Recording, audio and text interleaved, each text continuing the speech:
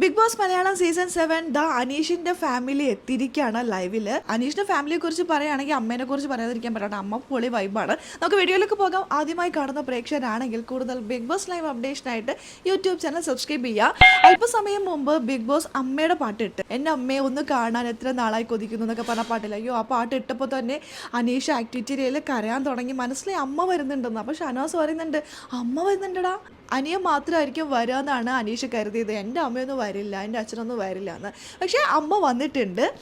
അനീഷിൻ്റെ അമ്മയും അനിയനും മറ്റു കുടുംബാംഗങ്ങളും ഷാനവാസിൻ്റെ കുടുംബവും എല്ലാവരും കൂടി വീട്ടിലേക്ക് സ്വീകരിച്ചു. വീട്ടിലിരുത്തിയിരിക്കുക. അമ്മ പൊളി വൈബാട്ടോ. എല്ലാവരോടും അങ്ങോട്ട് കയറി മിണ്ടാണ്. എല്ലാവരോടും ഓരോ കാര്യങ്ങളൊക്കെ ചോദിച്ചിറങ്ങി ഓരോന്നൊക്കെ ട്രോളെന്നൊക്കെ ഉണ്ട് ലൈറ്റായിട്ട്. എന്നാലും രസകരമായിട്ട് എല്ലാ കുടുംബാംഗങ്ങളോടും സംസാരിച്ചുകൊണ്ടിരിക്കുകയാണ്.